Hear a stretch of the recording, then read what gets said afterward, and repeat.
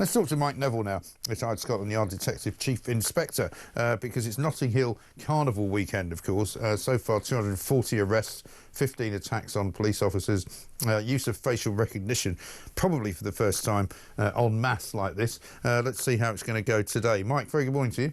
Good morning, Mike.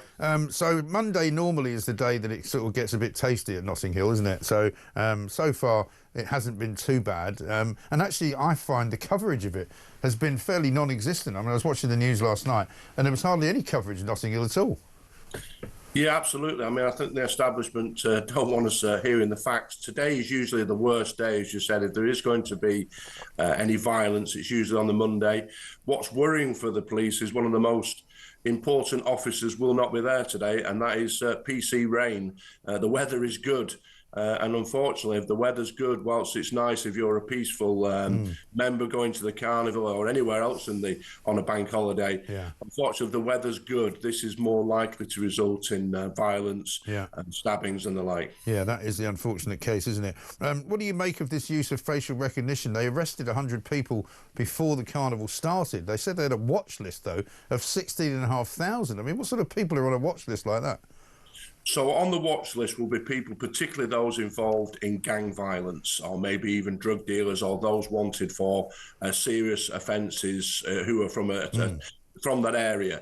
So that's what they'll put on the watch list. And then they have two operators in the van who think they've spotted the people, and then they have a team of officers who move in and make arrests. I mean, when I was involved in the carnival, I supplied the human super recognisers who do a similar job. They also are deployed, so the super recognisers spot gang members and the like, so they can be detained, taken away. So I mean, credit to the Met for being proactive, really, and getting rid of people who could cause violence there before they even get there. I know they had 260 other people who were on either bail conditions or been recalled to prison to keep them away as well. So, and so how would they do that then? What's the physical kind of ability the police have got to keep them away? Well, so if you've got gang members and you can possibly arrest them for crimes before carnival, you've got some information they committed a crime, you can arrest them and then give them police bail conditions. One of them would be do not go to the carnival.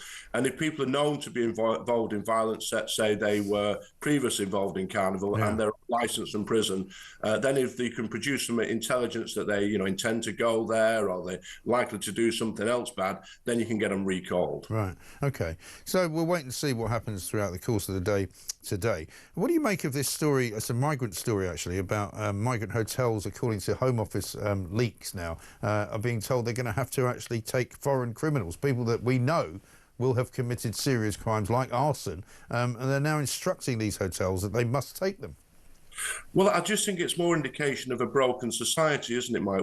You've got the Justice Minister, Mahmood, going on about, we inherited a broken prison system.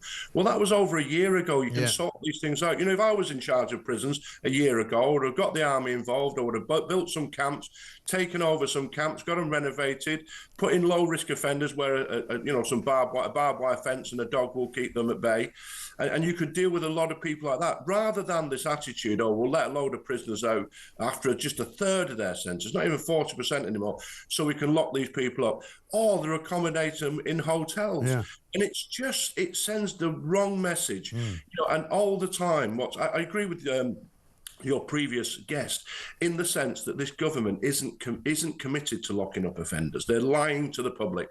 Their left-wing view is that everybody who commits crime is in fact a victim of society. So any excuse they can have for letting them out, particularly if they can blame the Tories or some previous administration, then they'll do it. They're just not committed to locking up offenders. No, they're really not. And presumably that's also why they're not that committed to going after shoplifting attackers either, because 800 shoplifting cases a day apparently go unsolved, according to some new figures we've got here.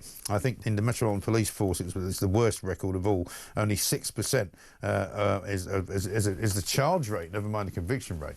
And it's crazy, isn't it, Mike? You find me a shop in London that's not got CCTV. Yeah. Nearly every one of these crimes is recorded. Some people will say, "Oh, you can't see the face; they've got a mask on." Well, I had the world's first conviction using pattern recognition, where you can see the guy there's got very distinctive clothes, very distinctive trousers. One of them, trainers, so you can identify them. So in the police, there's an obsession with this live facial recognition, which is all very good and useful at Hill Carnival, but they could solve thousands more crimes if they used it effectively in these situations where, because some of these shoplifters, you can see some really organised gangs, but a lot of the people just blatantly walk into a shop showing their face, fill the basket and walk out. They don't hide the goods anymore. So these cases would be solved, but the police don't have a national database of images like they do with fingerprints and DNA. This is a massive problem. Yeah. So if you drift from area to area or you commit lots and lots of crimes,